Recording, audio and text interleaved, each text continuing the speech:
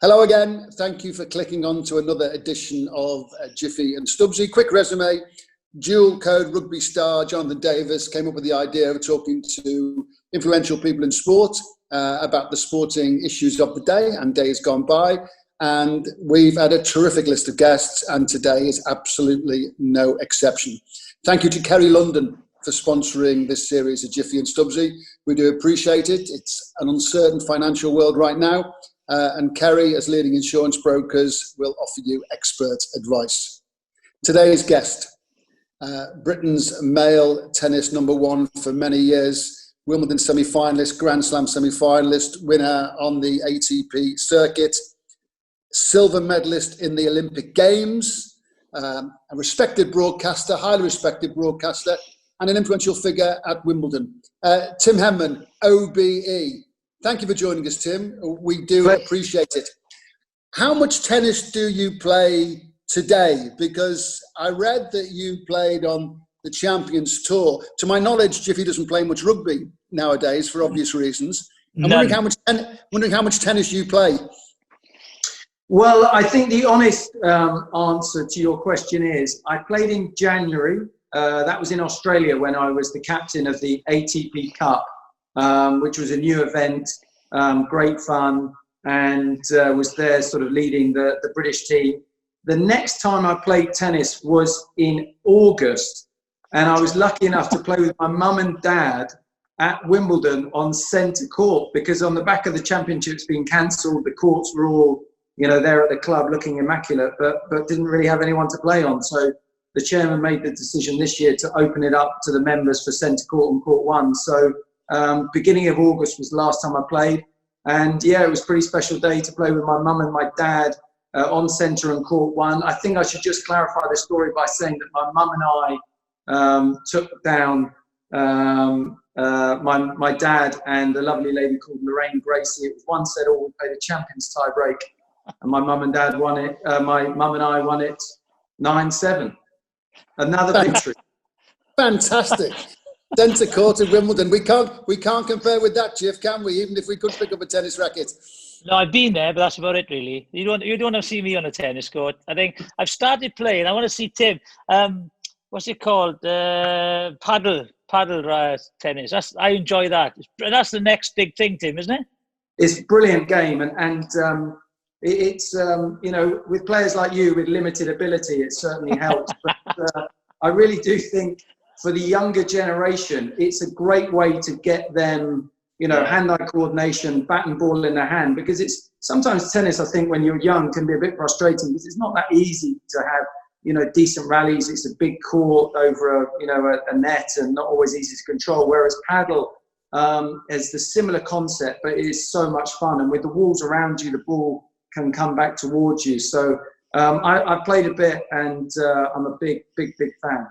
I played against a couple of mates of yours, like the Loose Moors, David, and what's the other one now? Mark. So, and I played with Sean Lelou, all, a lot better tennis players than I am. But you can kind of hold your own in paddle tennis, and you can see, because they're good players, the frustration that comes out in them, because if they hit the wall, it's just brilliant fun. So we can just stand there and smash the ball back and forth. But yeah, I really enjoy it. So it's fingers crossed to be more courts in Wales. Yeah, I think they're looking at developing the game and building more courts, and obviously it doesn't take up quite as much space as tennis, but the guys you mentioned, David Loosemore, I was at school with him. I went to school with him from when I was 11, and he was a very talented player, and obviously his sister Sarah Loosemore was British one, and then there's Mark and Kim, so they were good friends, and Sean Lelou is a member at Wimbledon, so it's a good crew and it's a great game. I'll tell you what, Ray, is one thing before I start. I got friendly with Tim doing some HSBC stuff and travelling, watching golf tournaments.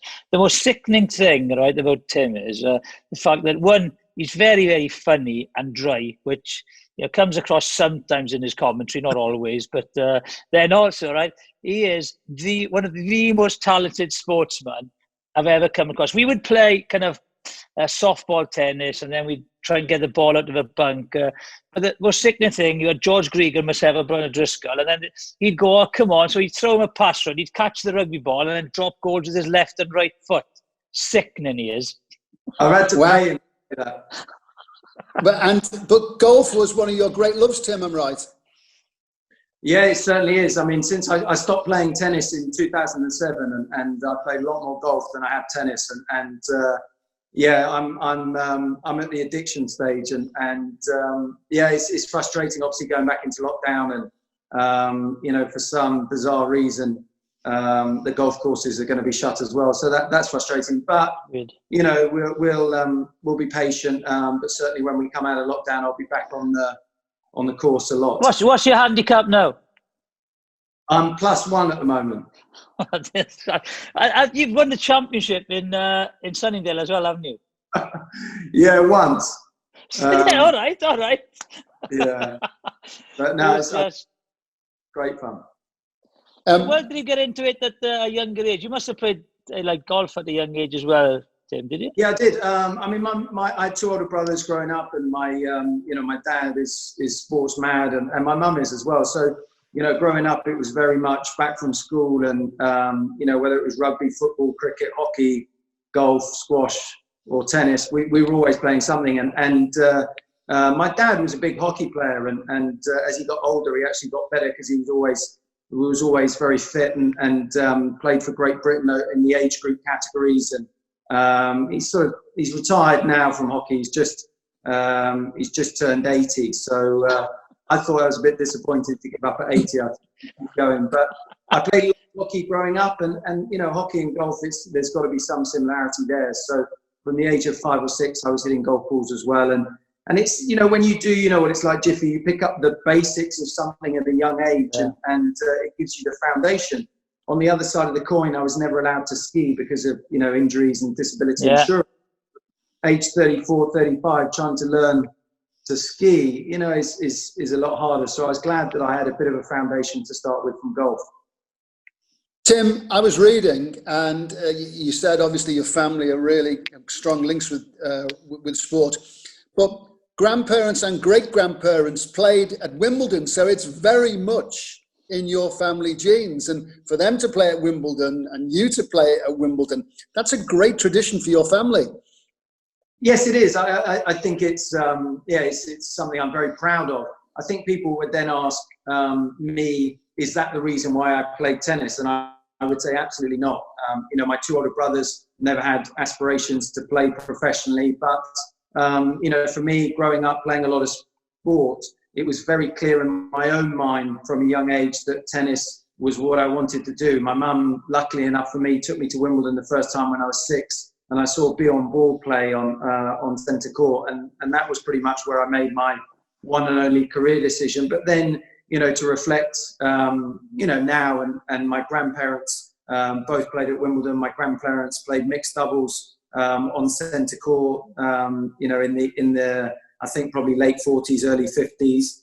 No, I'll tell you exactly when it was. It was 1946, because my mum has always said that she's played on centre court. And up until August, we always said that's not true. But my mum would point out that her mother was pregnant with my mother when they played mixed doubles at the championship. So my mum was sort of minus 6 months of age at that time. So she always said. And then my great grandmother also played at Wimbledon in sort of 1911, I think it was. So yeah, it's a pretty special family history. Your kids, are your kids showing any signs of interest? Because things now, they tend to be, they get bored a lot quicker now with kind of social media and the high tech stuff. I think it's harder for kids to make a choice and just, you know, to commit to a sport. Or any talent in the kids yet? Any interest? They're not in tennis, and you know, they're all active. They play a lot of sport, and as you say, I think you're absolutely right, Jiffy.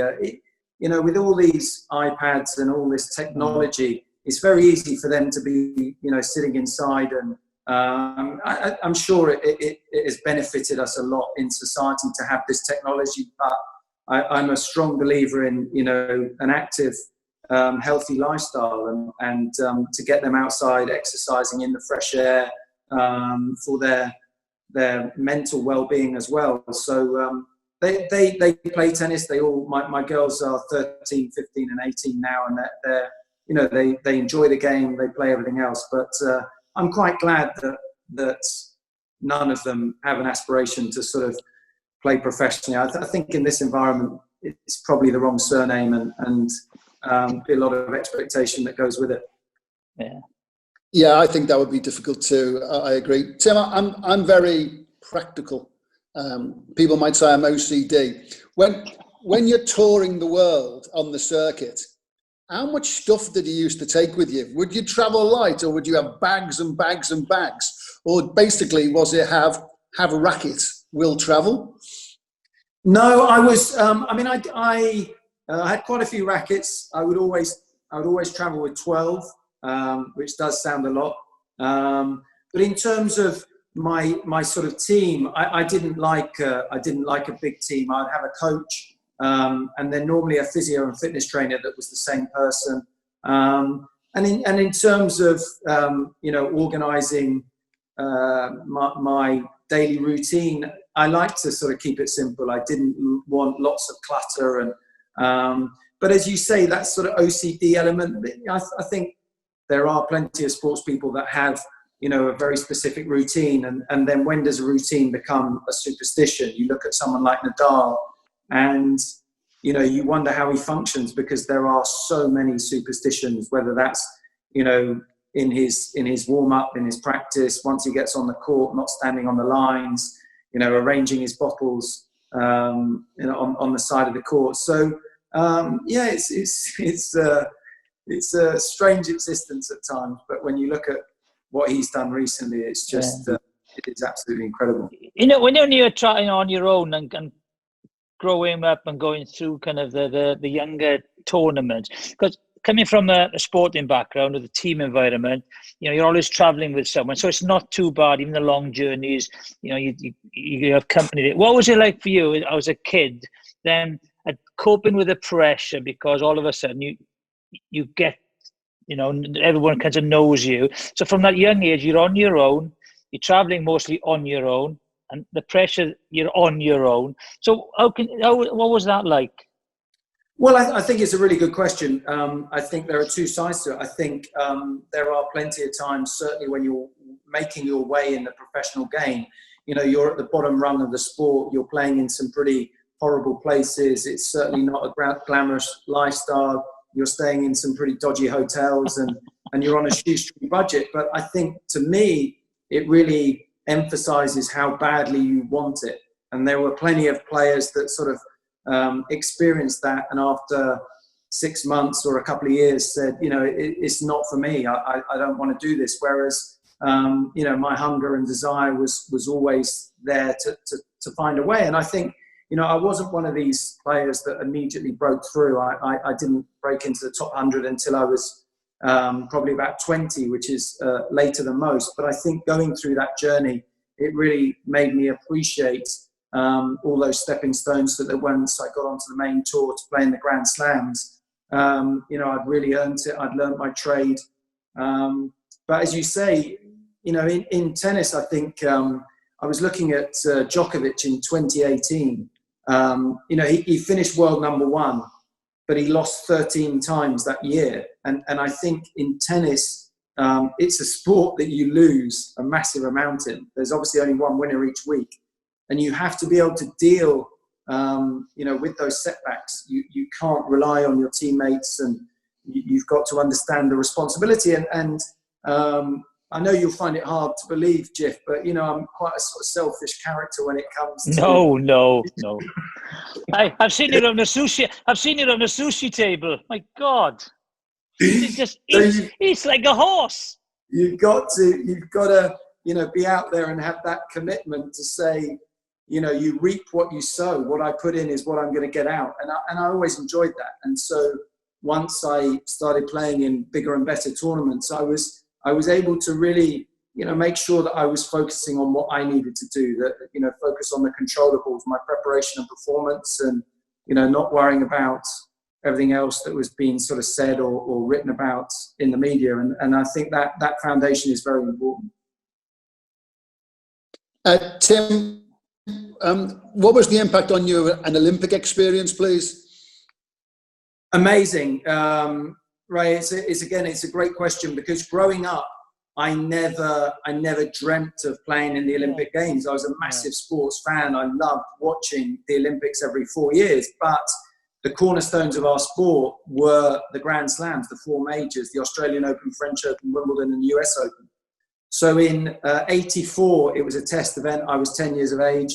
In 88, it became a recognized sport in the Olympics in Seoul. And so at 14, I was aware of tennis in the Olympics, but it still didn't really dawn on me. And when you looked at the field that competed in tennis in 88, it was limited. It was a limited field, as I'm sure you'll both remember who won the Olympic gold in tennis in Seoul. Give us a clue. He's Slovakian. Ivan Ivovic. No, he's Croatian. Oh, well, close enough. No, I wouldn't know then. Go on. It was Miloslav Machir. Oh no, wouldn't have got that. It was a very good player, but again, it was a limited field. Then in 92 in Barcelona, there started to be more players that wanted the experience and to compete for Olympic gold. By the time I played in 96, there was still a few of the top names missing, but to be a part of the Olympic movement, for me, I played in 3 Olympics, and I would say the opening ceremony at Atlanta, Sydney and Athens, they were probably 3 of the best things I ever did in sport. The atmosphere, and to be there in your Great Britain uniform, tracksuit, to be all with the other athletes was an unbelievable experience. And then in 96, from a British point of view, we as a Great Britain team didn't perform particularly well. I think we only won 1 gold, which was the rowers, and maybe a couple of silvers. So for us I was playing with a guy called Neil Broad. We'd never played doubles together before, and we beat, I think, the second seeds in the second round. And we just built this momentum, and we started playing better and better. And all of a sudden, we're in the gold medal match against the Australians, against Todd Woodbridge and Mark Woodford, who were one of the best teams in history. Yeah. They were good for us, but I'm immensely proud to have an Olympic silver medal. So how different was it to play in a dub? Sorry, go on. Sorry, in the sense that the podium experience, Tim, was very special to you, I would imagine.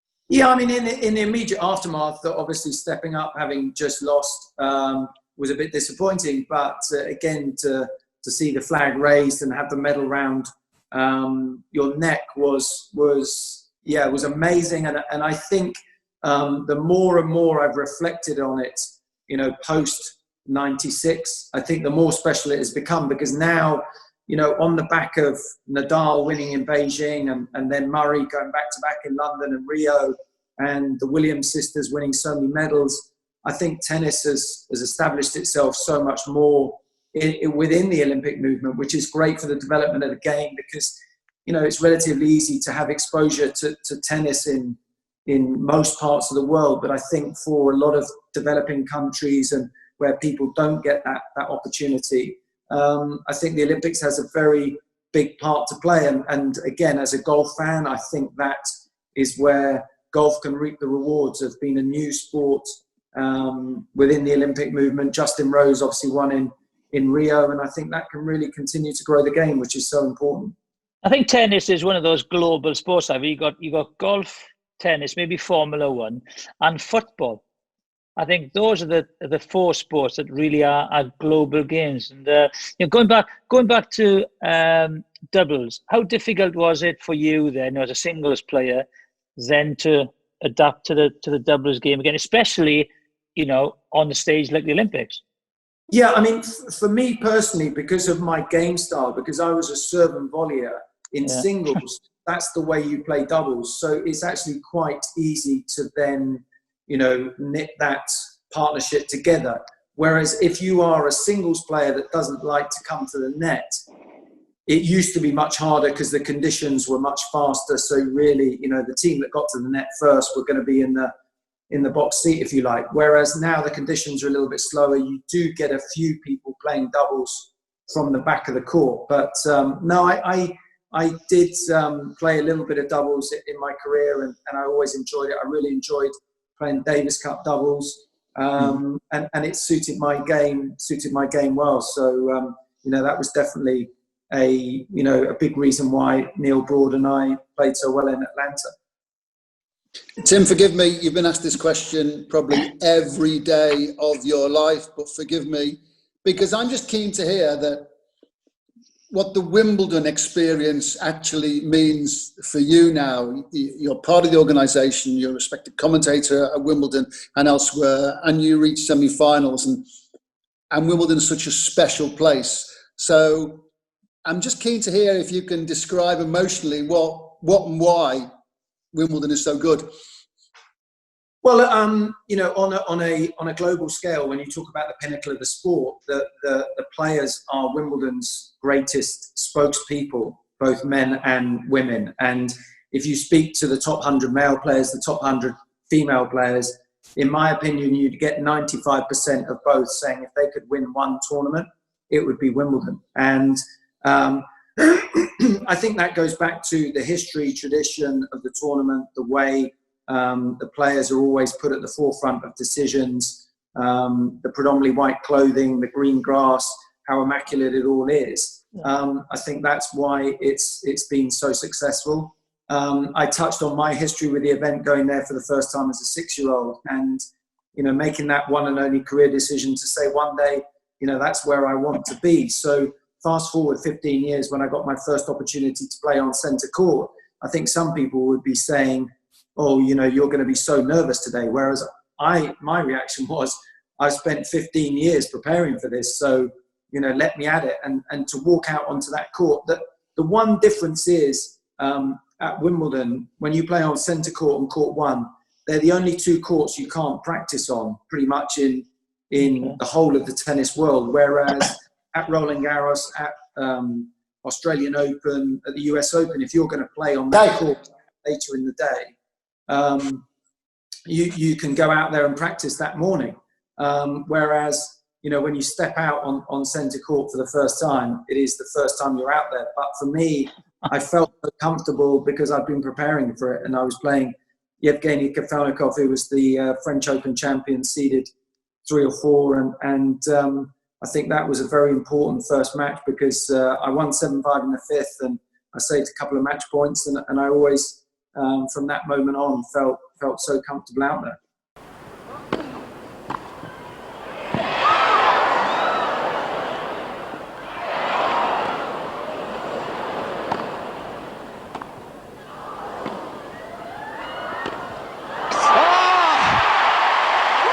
What an amazing rally, full of absolutely jewels of shots. This is just sensational tennis. It really is.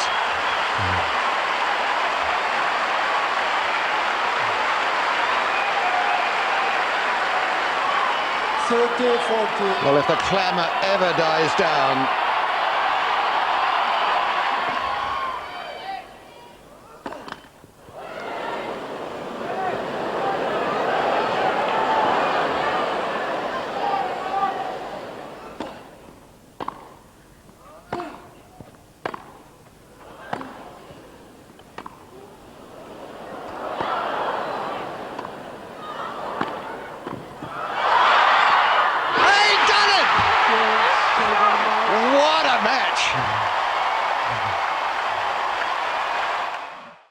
Did your life change after that game? Because expectation and the focus on Wimbledon is unbelievable. Like whatever you go for the month after Wimbledon, you can't get on a tennis court anywhere, right? So the first time you were so excited to get on and you were ready for it. The years after that, did that change a little bit because the expectation is absolutely enormous on any British player, especially you then, because you were 4th in the world, Tim, weren't you, at some stage? And that is an amazing achievement of a global sport to be the 4th best player in the world in an era where you had maybe some of the all-time greats playing in you. You must be thinking, oh, bloody hell, why aren't these older or younger? Yeah, I mean, it's, No, to answer your first question, there was no doubt that after I won that match in '96, my life changed, just because of, you know, playing the biggest tournament in the world, being a homegrown player, and then, you know, going on making my first quarterfinals. Sort of the attention changed. But when you talk about the expectation and the pressure, you'll know that, and it's easier said than done. Pressure's all self-inflicted. So, you know, if I'm walking on centre court and I'm thinking about what's been written in the newspapers or what's been said on television or what's happening in the crowd or out on the hill, those are all things that I can't control. And at times it could be easy to get distracted, but you have to have that concentration, that focus to say, this is my job today. I'm going out there. This is my style of play. This is the game plan. This is what I want to implement on the field of play. And you know, if you do that, then the other things take care of itself. I'll tell you a funny story. You know, I would just add to that if I could have played my whole career on one court, it would have been on centre court at Wimbledon. I absolutely loved it. It was the best atmosphere, the best surface, the best conditions. It was amazing. In 2002, I'd made 3 of my 4 semi-finals in the last 4 years, and I'd won my first round match on the Tuesday, and so they split the draw. The top half play on Monday, the bottom half play on Tuesday. So I played on Tuesday. Then on Wednesday, the top half were playing their second round, and that day, Agassi, Sampras, and Marat Safin, who was world number 1 at that time, a Russian, they all lost. But because that's in the top half of the draw, the only way that can affect me is if I get through to the final. So on the Thursday, I come into the locker room and I'm getting ready to play my second round match. So I emphasize I've only won one match. And we all share the same locker room. And I can see it. There's a few of the guys, and they got the Mirror newspaper. And they're kind of looking at it, and they kept looking over at me, and another guy's looking at me. And so eventually I sort of say, "What's going on, guys?" And they all sort of say, "Oh, have you seen the newspaper?" And I said, "No, I don't. During Wimbledon, I just don't read. I just don't read it." And they said, "Oh, you've got to read this." So I said, "Okay." So I go over and the front page of the Mirror, and this is the morning of me playing my second round, and we've got another 10 days of the tournament to go. And the headline, it just says, "Tim ... If you choke this year, we'll never forgive you." And I said, "Welcome to my world." It's mad. That is mad. Extraordinary pressure. It's just crazy. It's Tim, funny. are there matches? There's another question that you've been asked a million times before. But when you think back and reflect on your career, are there always certain games, victories or reverses, that sort of they're the first things that come into your mind? Yeah, I mean, the easy one, and Jiffy always mentions Goran. I mean, he gave an answer to the question, Goran Ivanisevic. But 2001, no doubt, to play Ivanisevic in the semi-finals. You know, he was a player that is a good friend of mine. I really enjoyed playing against him. You know, I think I played him 4 times up to that match, and I've beaten him on all 4 occasions. He was a wild card. He got through to the semi-finals, and you know, people remember that was before the roof on centre court. And you know, I was lucky to be a set-all. He played much better than I did at the beginning. I managed to win the second set on a tie-break to be 1 set-all. And then, you know, he was a very unstable character at times on the court. And he knew he should have been up 2 sets to love. I knew he should have been up 2 sets to love. I then won the 3rd set in 14 minutes, which was the quickest set I ever won in my whole career, to go up 2 sets to 1, and it started raining. We couldn't play again that day, had to come back on the Saturday. He's had time to regroup and sort of speak to his team and get his head screwed on again. We go through to a 4-set tie-break. You know, he wins the tie-break, which is a bit of a spin of a coin, and then it starts raining again on the Saturday, so we have to come back on the Sunday. And we ended up only playing for about 15 minutes on the Sunday, and he played a good game to break my serve, and he won that, 6-3 in the 5th. And there's no doubt that if I could play, you know, 1 match again in my career, it would be that Ivanisevic match. But also I think some people conveniently forget that there were a lot of matches where I had rain interruptions that helped me. I was able to regroup, turn it around, but they tend to sort of forget those and just focus on the go-round match. But also, when you get into, when you're playing in Wimbledon and you're up against the British number one, the big hope, everyone's gonna raise their game. That's the thing. When you go and play in great stadiums, I think sometimes it helps the opposition because they are thinking, this is it. I've arrived, so I've got to play the best I've ever played. So it's always and I said, living with the pressure as an individual sportsman in Wimbledon, the intensity of that couple of weeks is unbelievable. I know you've been there, and there's Murray's been there, and it's just even the unknown tennis players. All of a sudden, they have focus on them, which they've never ever had before. They're on news at 10, and they've never heard of them. No, you're absolutely right, and that. I spoke to Leighton Hewitt the other day, and then I spoke to Sampras last week, and I asked them about being number one, and I said, was it harder getting to number one or harder staying at number one? And they said, oh, absolutely, categorically harder staying there, because you're the target. You've got the target on your back. Everyone is after you.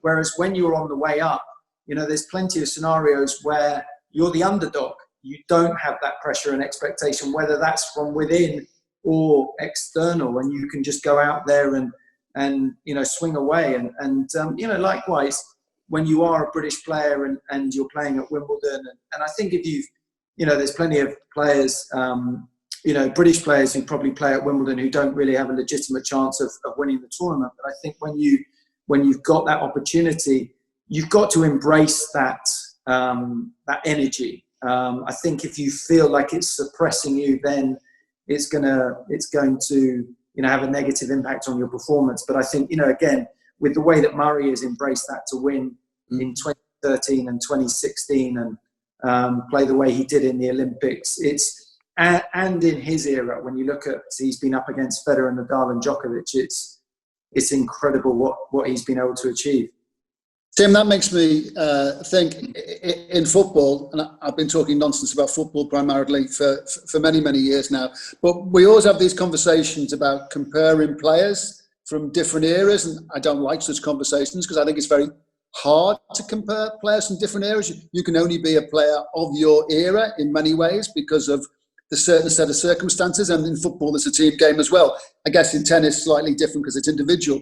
But do you ever, on the circuit or in conversation with broadcast colleagues, when you try and look of Borg, McEnroe, go through all the years, Agassi, Federer, all the names, where do you stand on the conversation, and do you ever have it about comparing him to him, her to her? Yeah, it's a great question, and I, like you, really don't like trying to compare eras, and I think it's in some respects even harder. So if we go back to the mid-60s and then to 68 when the game became open, a lot of those top players in their prime of their career had turned professional. So when you look at someone like Ken Rosewall, I want to say he won 7 or 8 majors, but for 8, 9, 10 years in his prime, he didn't play in the Grand Slams because he had turned professional. So, he probably 40 opportunities. So then you say, in that, when tennis became open, 3 of the 4 Grand Slams were on grass. So the Australian Open, Wimbledon, and the US Open were all on grass.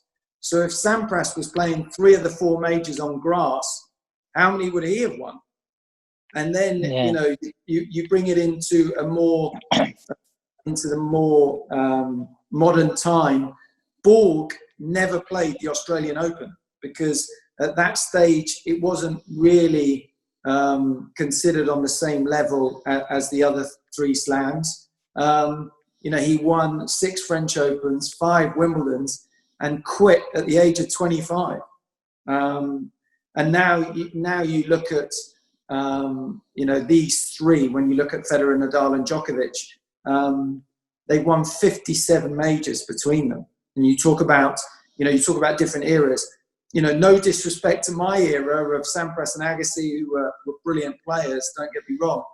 I think if you put Murray in my era, or perhaps slightly before that, I think he wins 7 or 8. But, he's done bloody well to win 3 against 3 of the greatest male players of all time. Was Borg your hero growing up? Borg was my hero growing up, but not right now. When you ask me who's the greatest male player of all time, I personally would say it's Federer right now, but I don't think that will be the case in 4 or 5 years, because I think Nadal and Djokovic will overtake him in terms of major titles won. And if you are going to just quantify the greatest by the most Grand Slams, I think Djokovic will end up having the most Grand Slams. Do you know when you were the players that you played against? What do they do now, or do you ever stay in touch with them or bump into them now and again?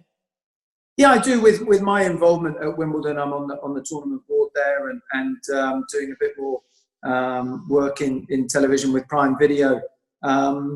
It's important to stay in touch, to know what's happening, on the men's tour, on the women's tour. Obviously, it's been a very, very challenging time with this global pandemic. Tennis is doing a good job, I think, to slowly work its way out of that. But those friendships, those camaraderie, that camaraderie is probably the only element that I miss about the game. I don't miss all the tournaments, the training, the travel, but those friendships that I had when I was on the tour are ones that I definitely try and preserve and keep in touch with, because there are a lot of great friends who I spent a lot of great times with. What's it like working with McEnroe in Wimbledon? Because you and him seem to hit it off, brilliantly.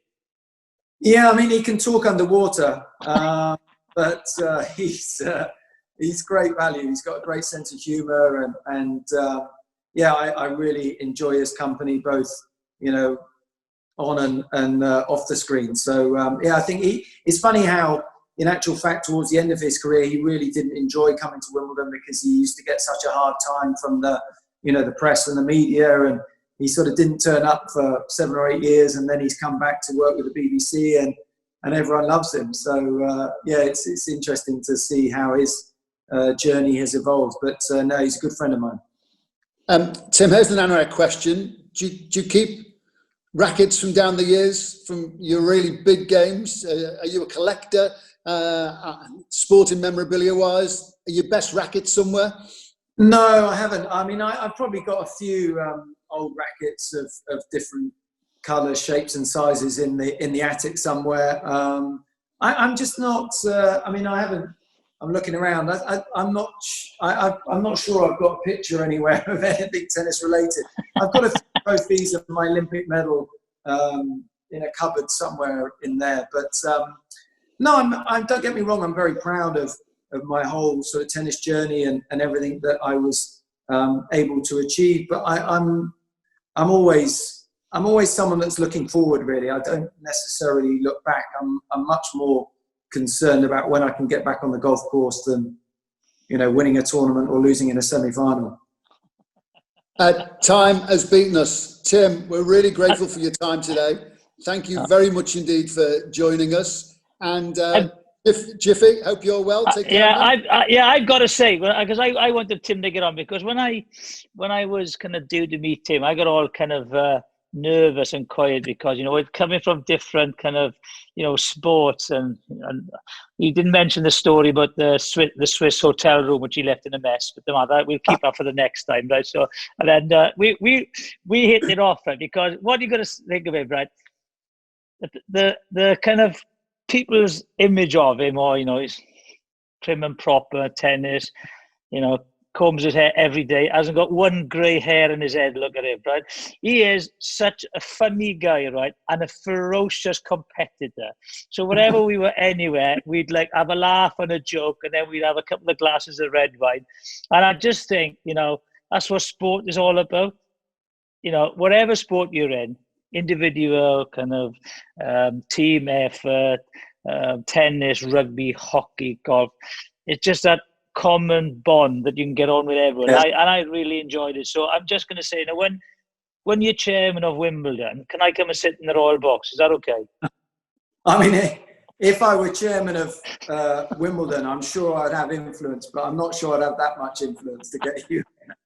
Jiffy, you've got every chance of going on Henman Hill. I'll say that much. You've got a chance of getting on Henman Hill, I would say. Tim, thank you very much. Thanks to Kerry London for sponsoring Jiffy and Stubbsy. We do appreciate your time, Jiffy. We appreciate your help, Kerry. Take care, guys. Everybody stay safe. Pleasure. Cheers, Tim. Cheers, Tim. Thanks. Cheers. And thanks for listening to Jiffy and Stubbsy. Hope you'll join us again. Please hit the subscribe button.